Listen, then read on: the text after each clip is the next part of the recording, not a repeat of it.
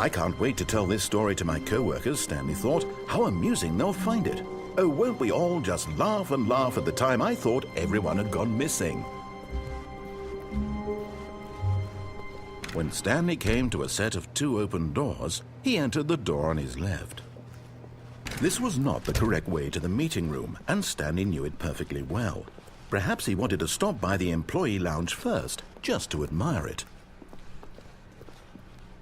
Stanley felt lightheaded, butterflies in his stomach, giddy in a way he had never known before. Was it this room? A connection between the two? Could a man love a room? But eager to get back to business, Stanley took the first open door on his left. Stanley was so bad at following directions, it's incredible he wasn't fired years ago. Look, Stanley, I think perhaps we've gotten off on the wrong foot here. I'm not your enemy, really, I'm not. I realize that investing your trust in someone else can be difficult, but the fact is that the story has been about nothing but you all this time. There's someone you've been neglecting, Stanley. Someone you've forgotten about. Please, stop trying to make every decision by yourself. Now, I'm not asking for me, I'm asking for her. This is it, Stanley. Your chance to redeem yourself, to put your work aside, to let her back into your life. She's been waiting. That's her, Stanley. You need to be the one to do this, to reach out to her. If you can truly place your faith in another, then pick up the phone. As Stanley picked up the phone, a white light engulfed him, filling him not just with radiance, but with hope. Hope for a life reunited one... Wait. Oh, goodness. Stanley, did you just unplug the phone? No, that wasn't supposed to be a choice. How did you do that? You actually chose incorrectly? I didn't even know that was possible. Let me double-check. No, it's definitely here, clear as day. Stanley picks up the phone. He's taken to his apartment where he finds his wife, and the two pledge themselves to one another. Music comes in, fade to white, roll credits. Not picking up the phone is actually somehow an incorrect course of action. How is that even possible? None of these decisions were supposed to mean anything. I don't understand. How on earth are you making meaningful choices? What did you... Wait a second. Did I just see... No, that's not possible. I can't believe it. How had I not noticed it sooner? You're not Stanley. You're a real person. I can't believe I was so mistaken. This is why you've been able to make correct and incorrect choices, and to think I've been letting you run around in this game for so long. If you'd made any more wrong choices, you might have negated it entirely. It's as though you completely ignored even the most basic safety protocol for real-world decision-making. Or did you not grasp the severity of the situation? Well, I won't have that kind of risk on my watch. I'm going to stop the game for a moment so we can educate you properly on safe decision-making in the real world. Please observe this helpful instructional video. Choice. It's the best part of being a real person, but if used incorrectly can also be the most dangerous. For example, in this scenario, a hypothetical real person named Stephen has a choice. He could spend years helping improve the quality of life for citizens of impoverished third world nations. Or he could systematically set fire to every orphan living in a 30-kilometer radius of his house. Which choice would you make? Remember that unlike here, the real world makes sense, and at no time should you make a choice that does not conform to rational logic. If you find yourself speaking with a person who does not make sense, in all likelihood, that person is not real. Allow the person to finish their thought, then provide an excuse why you cannot continue talking. Turn to a partner and practice saying, "My goodness, is it 4:30? I'm supposed to be having a back, sack, and crack."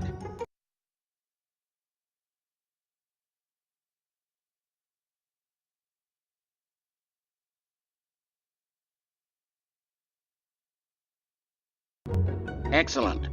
Making choices on a regular basis is the best part to a healthy decision-making process. Most medical professionals recommend making at least 8 choices per day. Do you make more than 8? Less? And finally, if you begin to wonder if your choices are actually meaningful and whether you'll ever make a significant contribution to the world, just remember that in the vast infiniteness of space, your thoughts and problems are materially insignificant, and the feeling should subside. At this time, your instructor will guide you in an exercise to test and reinforce the material covered in this video. Ah, welcome back. You may have noticed that this room has begun to deteriorate as a result of narrative contradiction. But not to worry. Now that you're properly informed on good decision-making, we're going to revisit a choice you made just a few minutes ago and see what the correct thing to do would have been. This way, please.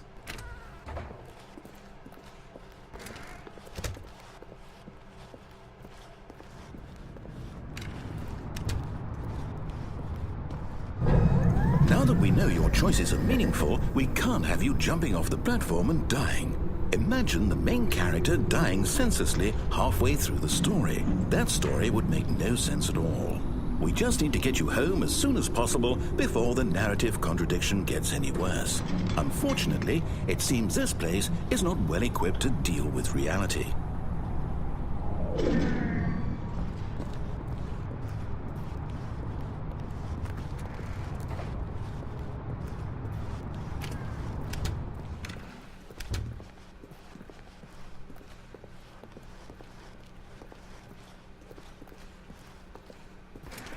Almost there.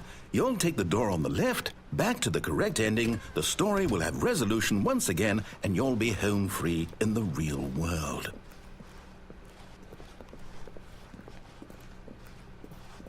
Now remember, all you need to do is behave exactly as Stanley would. But that means choosing responsibly and always putting the story first. I'm quite sure you'll be up to the task. Just follow my lead and you'll be fine. All right.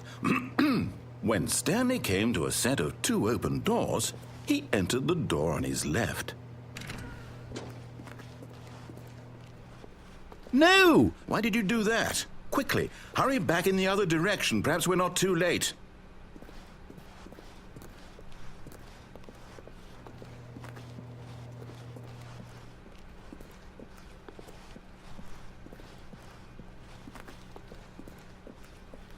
Oh.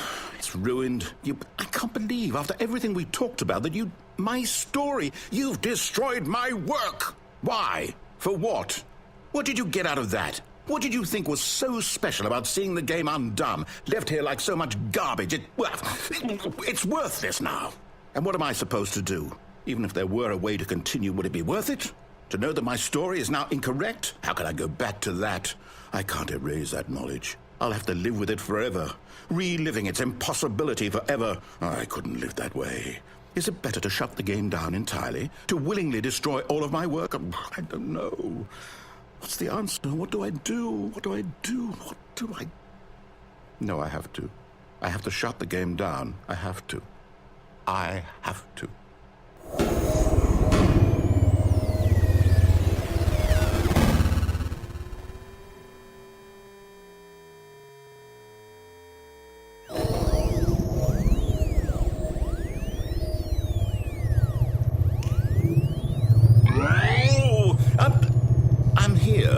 I'm still here in this pile of rubbish, with you who thought you were so clever. Now look where we are. My entire game is destroyed. It was the only thing in the world that was mine, and you've run it into the ground. What, did you think that would be funny? You just had to see? Didn't I impress upon you how important it was to be like Stanley? He actually knows how to do what I tell him to. He understands that if I say to do something, there's a damn good reason for it.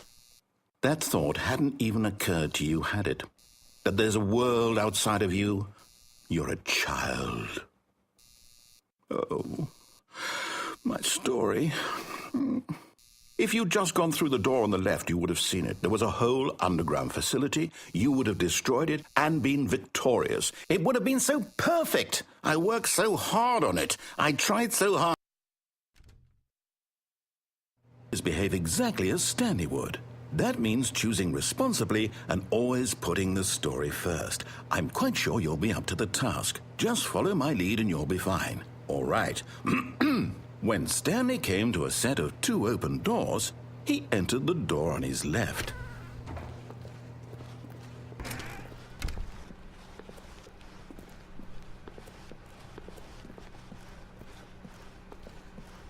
Yet there was not a single person here either. Feeling a wave of disbelief, Stanley decided to go up to his boss's office, hoping he might find an answer there. Coming to a staircase, Stanley walked upstairs to his boss's office.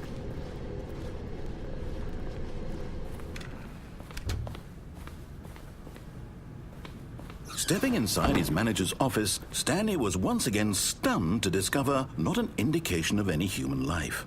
Shocked, unraveled, Stanley wondered in disbelief who orchestrated this, until he saw the door with a voice receiver next to it. Surely behind this door lay all the answers to his questions.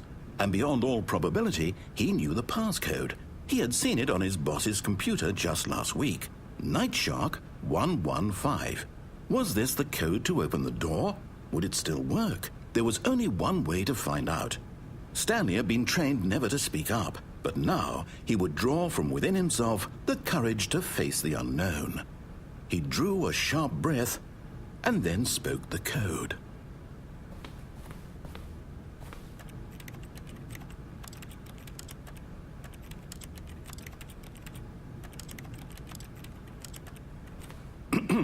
Stanley spoke the code. Night Shark 115. He spoke it into the receiver, right there on the wall.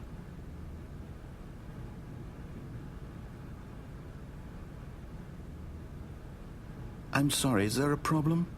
You didn't mishear me, did you? Please speak the code into the receiver. Otherwise we can't get on with the story. This is a crucial step.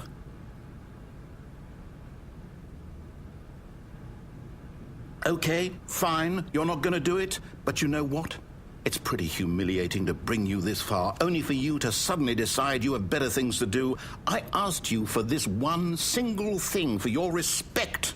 The kind of respect Stanley shows for his choices. He knows what it means to take a story seriously. If you didn't want to see what I had to show you, then why did you come here? You had a choice, you know. You could have gone through the door on the right. You could have done whatever the hell you wanted over there. Why did you come this way? Speak. Say something to me. Explain yourself, you coward.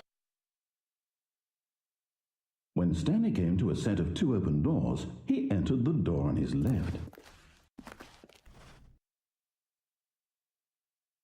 Stanley? Hello? Is everything okay? Stanley, please. I need you to make a choice. I need you to walk through the door. Are you listening to me? Can you hear me? Is everything all right? Stanley, this is important. The story needs you. It needs you to make a decision. It cannot exist without you. Do you understand me? Whatever choice you make is just fine. They're both correct. You cannot be wrong here. We can work together. I'll accept whatever you do. I simply need you to take that step forward, please. Choose. Do something. Anything. This is more important than you can ever know. I need this. The story needs it. So, you hear me? Are you there? Are you listening to this? Stanley, are you there? Okay. It's okay, I can wait. You need time to decide. Time to make sure your choice is correct. That is the best choice. That's all right. I'll wait for you to decide what's the right thing to do. Take as much time as you need.